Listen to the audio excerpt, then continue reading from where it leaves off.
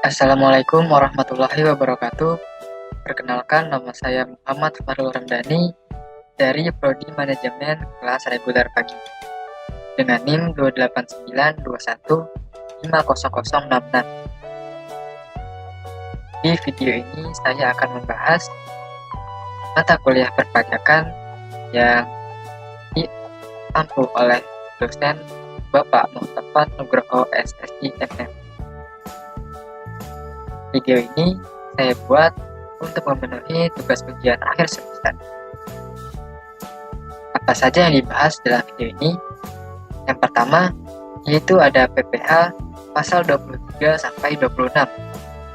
Kemudian ada PPN atau pajak pertambahan nilai, dan yang ketiga PPNBM atau pajak penjualan atas barang mewah. Pembahasan pertama yaitu mengenai PPh pasal 23. Pengertian dari PPh pasal 23 yaitu pajak penghasilan atau yang disingkat PPh menurut pasal 23 adalah pajak yang dilakukan pemotongan atas penghasilan atau pendapatan yang diambil dari modal, penyerahan jasa, hadiah, dan penghargaan. Kemudian objek penghasilan yang dikenai PPh pasal 23. Yang pertama ada dividen, adalah hasil yang dibayarkan oleh perusahaan kepada para pemegang saham dalam bentuk saham dan uang tunai. Selanjutnya bunga dengan jaminan pengembalian utang. Lalu hadiah yang telah dipotong pajak penghasilan sesuai pasal 21. Kemudian sewa kecuali sewa dari penghasilan lain hubungan dengan penggunaan harta. Lalu imbalan jasa selain yang sudah terpotong pajak PPh pasal 21.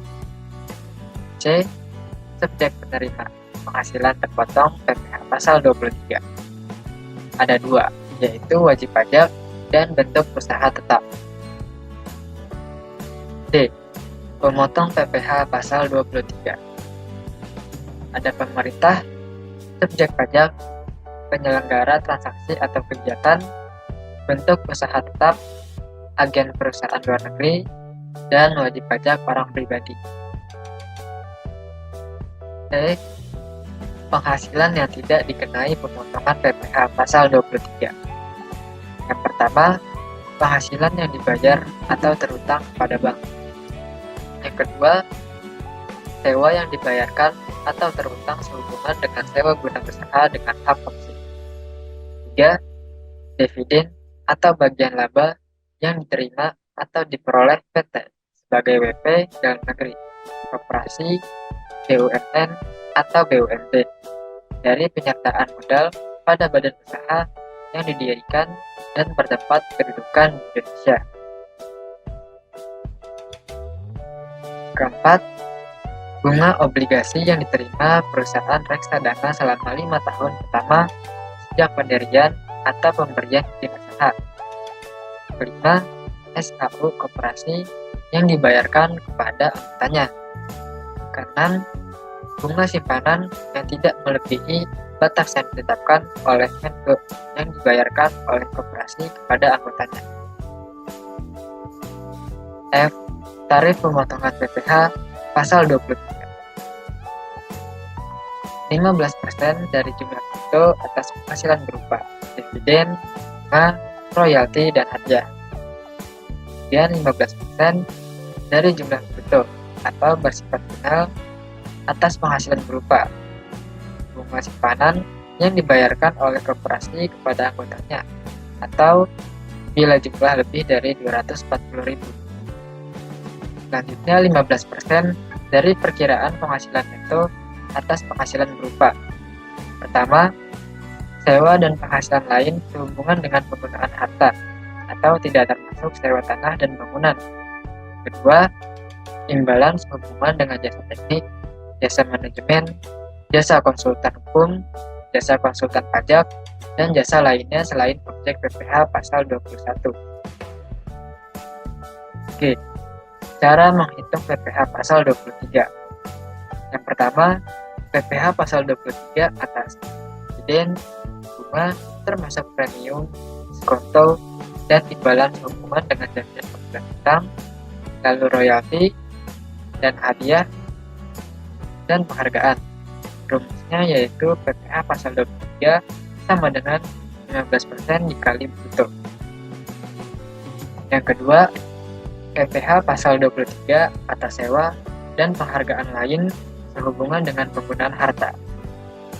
Sewa dan penghasilan lain sehubungan dengan penggunaan harta khusus angkutan darat adalah sebesar 15% dari perkiraan penghasilan neto. Besarnya perkiraan penghasilan neto adalah 10% dari jumlah bruto tidak termasuk PPN. Rumusnya yaitu PPh pasal 23 sama dengan 15% dikali 10% dikali bruto. Yang ketiga, PPh pasal 23 atas imbalan sehubungan dengan jasa teknik, jasa manajemen, jasa konsultan hukum, jasa konsultan pajak, dan jasa lain. PPh pasal 23 sama dengan 15% dikali perkiraan penghasilan neto dikali bruto. Selanjutnya, kita masuk ke PPh pasal 24. PPh pasal 24 atau pajak penghasilan pasal 24 adalah peraturan yang mengatur hak wajib pajak untuk memanfaatkan kredit pajak mereka di luar negeri untuk mengurangi nilai pajak terutang yang dimiliki di Indonesia.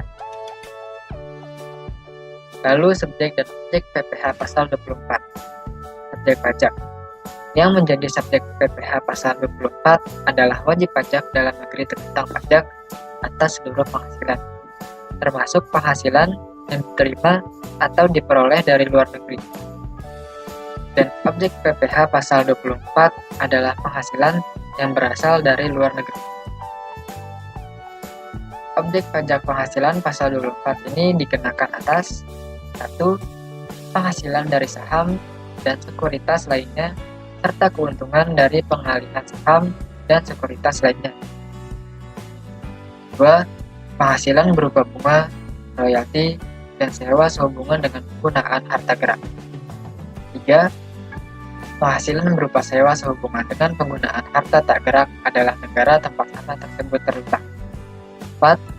Penghasilan berupa imbalan sehubungan dengan jasa pekerjaan dan kegiatan.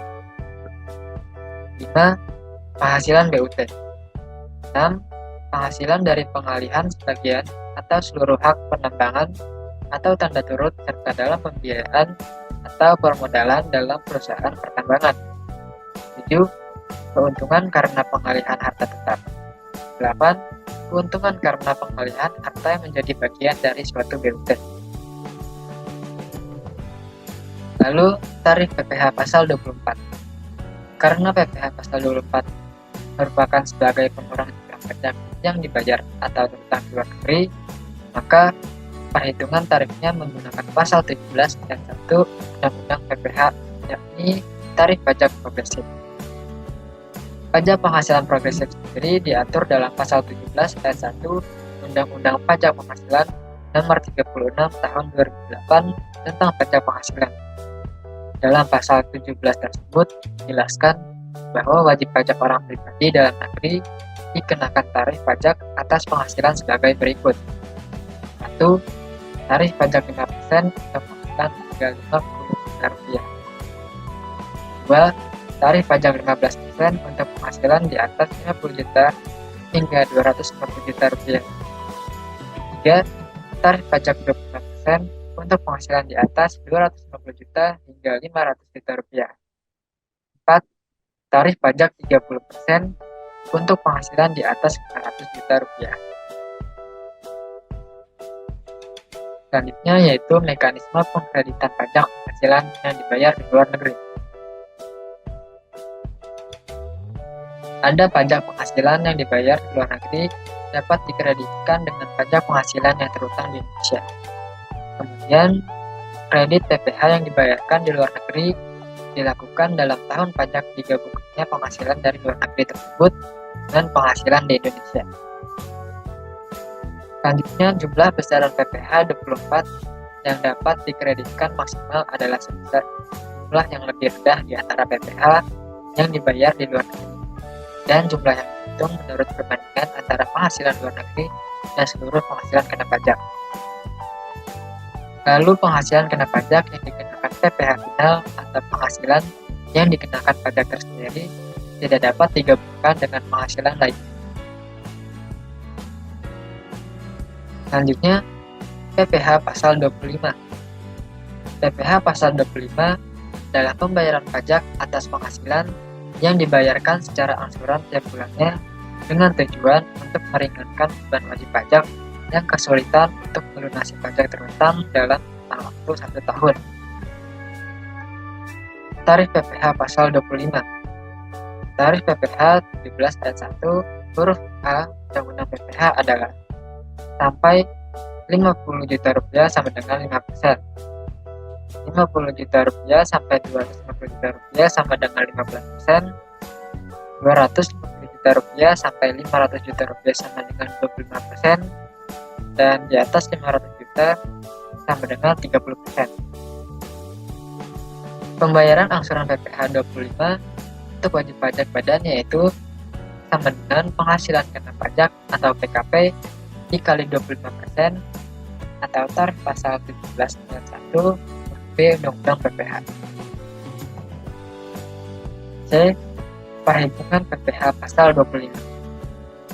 Besarnya angsuran PPh pasal 25 dalam tahun berjalan atau tahun pajak berikutnya setelah tahun yang dilaporkan di SPT Tahunan PPh dihitung sebesar PPh yang terutang pajak tahun lalu yang dikurangi dengan pajak penghasilan yang dipotong sesuai pasal 21, yaitu sesuai tarif pasal 17 ayat 1 bagi pemilik NPWP dan tambahan 20% bagi yang tidak memiliki NPWP.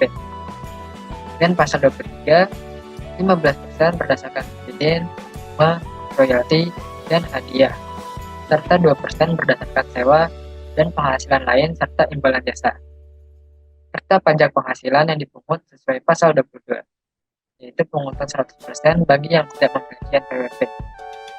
Kemudian, pajak penghasilan yang dibayar atau terutang di luar negeri yang boleh dikreditkan sesuai pasal 24 lalu dibagi 12 atau total bulan dalam pajak bisa setahun.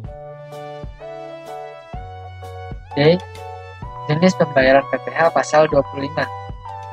Terdapat 2 jenis pembayaran angsuran PPh pasal 25 untuk wajib pajak orang pribadi atau WPOP, yaitu pertama, wajib pajak orang pribadi selain pengusaha tertentu, WPOPSPT, yaitu pekerja bebas atau karyawan yang tidak memiliki usaha sendiri. PPh 25 bagi OPSPT sama dengan penghasilan kena pajak PKP dikali tarif PPh 17 ayat 1 huruf A Undang-Undang PPh 12 bulan. Kedua, wajib pajak orang pribadi pengusaha tertentu atau WPOPPT, yaitu yang melakukan usaha penjualan barang, baik grosir maupun eceran, serta jasa dengan 1 atau 4 usaha. PPh 25 bagi OPPT sama dengan 0,75% dikali omset bulanan tiap masing-masing tempat usaha. D. Objek dan subjek PPh pasal 25. Objek pajak. Objek yang dikenakan pajak penghasilan pasal 25 ini adalah suatu penghasilan yang diperoleh dari kegiatan usaha yang dilakukan wajib pajak. Sementara itu, objek PPh pasal 25 adalah penghasilan yang diperoleh oleh wajib pajak baik itu pribadi maupun badan dari kegiatan usaha yang mereka lakukan. Objek pajak yaitu wajib pajak orang pribadi yang melakukan kegiatan usaha seperti sebagai pedagang, edar, atau penyerahan jasa, dan wajib pajak badan yang melakukan suatu kegiatan usaha seperti sebagai pedagang pengecer atau penyerahan jasa. F. Pemotong PPh pasal 25. Pada penghasilan jenis PPh pasal 25 ini tidak ada pihak yang memungut atau memotongnya. Akan tetapi, wajib pajak badan atau wajib pajak pribadi yang melakukan usaha ini nyetor sendiri kewajiban PPh 25 ini yang tidak bisa diwakilkan. Selanjutnya, masuk kepada PPh pasal 26. Pengertian PPh pasal 26 menurut Undang-Undang Nomor 36 Tahun 2008. PPh pasal 26 adalah pajak penghasilan yang dikenakan atas penghasilan yang diterima wajib pajak luar negeri dari Indonesia selain milik usaha tetap atau BUT di Indonesia. Lalu pemotong PPh pasal 26. Ada badan pemerintah, subjek pajak badan dalam negeri, penyelenggara kegiatan, bentuk usaha tetap, perwakilan perusahaan luar negeri lainnya, wajib pajak orang pribadi yang ditunjuk sebagai pemotong pajak. C. Tarif PPh pasal 26. Tarif 20% atau final atas jumlah bruto yang dikenakan atas dividen, bunga, royalti, insentif yang berkaitan dengan jasa, pekerjaan dan kegiatan, hadiah dan penghargaan, pensiun dan pembayaran berkala, premi swap dan transaksi leasing lainnya, perolehan keuntungan dari penghapus utang. Tarif 20% final dari laba bersih yang diharapkan dari pendapatan dari penjualan aset Indonesia, premi asuransi yang dibayarkan langsung maupun melalui pialang kepada perusahaan asuransi di luar negeri. Selanjutnya, topik yang kelima yaitu PPN. Pengertian PPN merupakan singkatan dari pajak pertambahan nilai. Pajak ini merupakan salah satu sumber pemasukan negara atas konsumsi masyarakat. Pengertian PPN adalah suatu pungutan yang dibebankan atas transaksi jual beli yang terjadi karena adanya pertambahan nilai.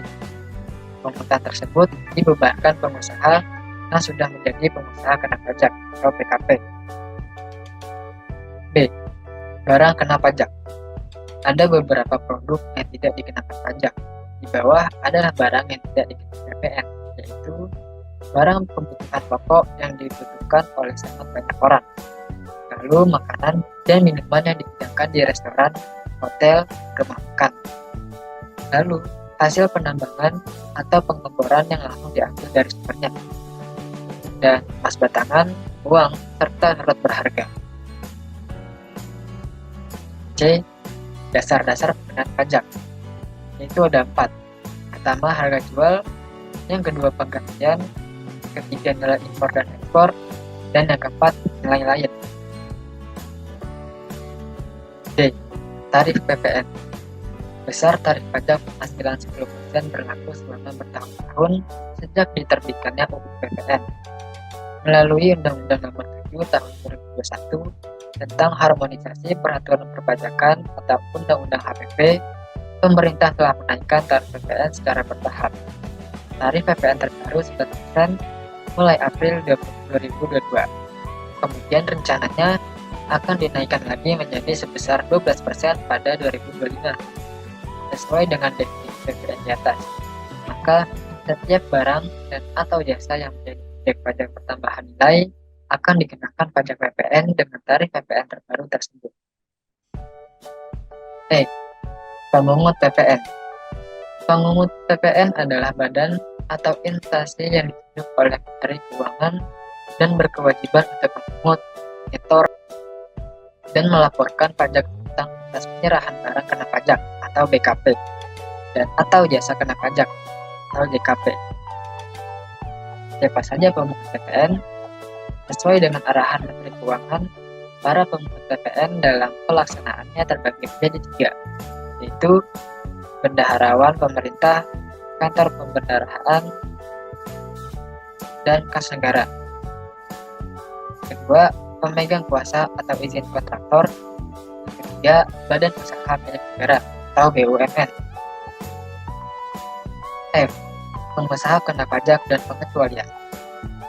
Seorang pengusaha yang dapat melakukan penyerahan barang kena pajak dan jasa kena pajak lebih dari 4.800 juta dalam 1 tahun, maka memiliki kewajiban untuk melakukan laporan usahanya untuk dikukuhkan sebagai PKP.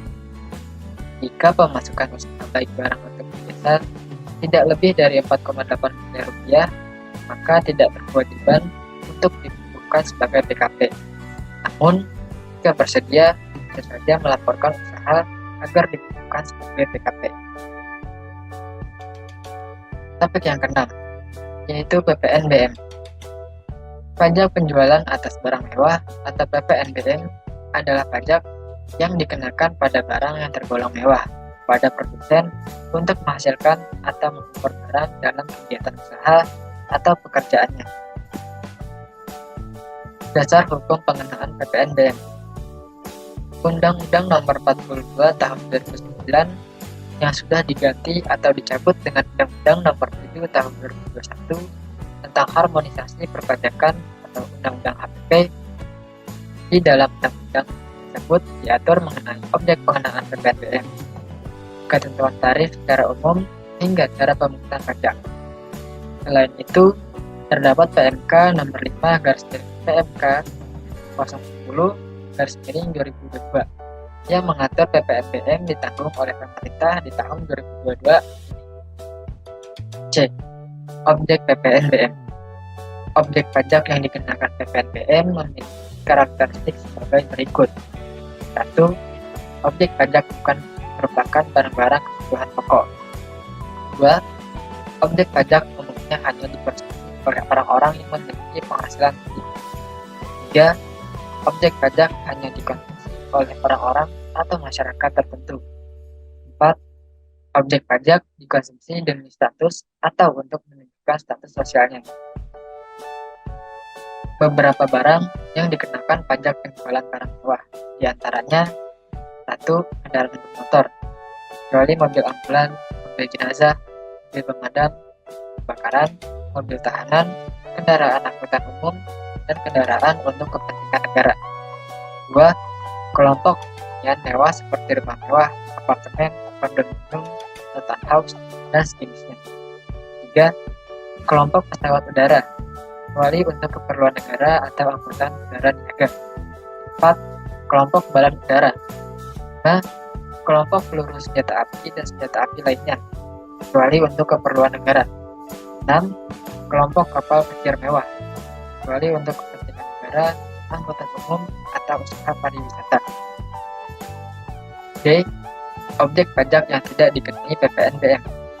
Berdasarkan karakteristik barang kena pajak dikenakan PPNBM, objek pajak yang tidak memiliki kriteria atau karakteristik objek kena PPNBM tidak dikenakan pajak penjualan barang mewah. Jenis barang yang tidak dikenakan PPNBM diantaranya 1. Hasil pertanian, hasil perkebunan, dan hasil kehutanan yang dibeli langsung atau disadap langsung dari sumbernya. 2. Barang hasil perburuan. 3. Barang hasil pertambangan. Dan yang keempat, saham, obligasi, dan surat berharga. Ada pula pungutan PPNBM tidak dikenakan atas impor atau penyerahan. 1. Kendaraan CKD. 2. Kendaraan servis. 3. Kendaraan pengangkutan barang. 4. Kendaraan bermotor beroda 2 dengan kapasitas isi silinder sampai dengan 250 cc. Dan 5. Kendaraan bermotor untuk pengangkutan 16 orang atau lebih termasuk pengemudi. E. Subjek PPNBM dan tarif PPNBM. Subjek pajak. Pengusaha kena pajak atau PKP yang menghasilkan atau memproduksi BKP yang terbilang mewah. Lalu pengusaha yang melakukan impor barang terbilang mewah atau importir. Lalu tarif pajak.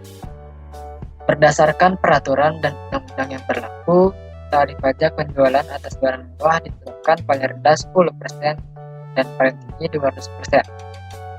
Ekspor barang kena pajak yang tergolong mewah dikenai pajak dengan tarif 0%. F. Rumus menghitung PPNBM. Rumus menghitung PPNBM. PPNBM sama dengan DPP dikali tarif PPNBM.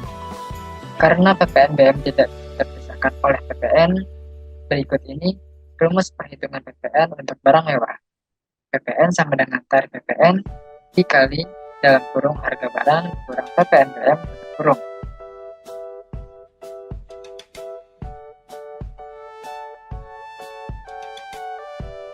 Baik, cukup sekian pembahasan mengenai perpajakan yang bisa saya sampaikan dalam video kali ini.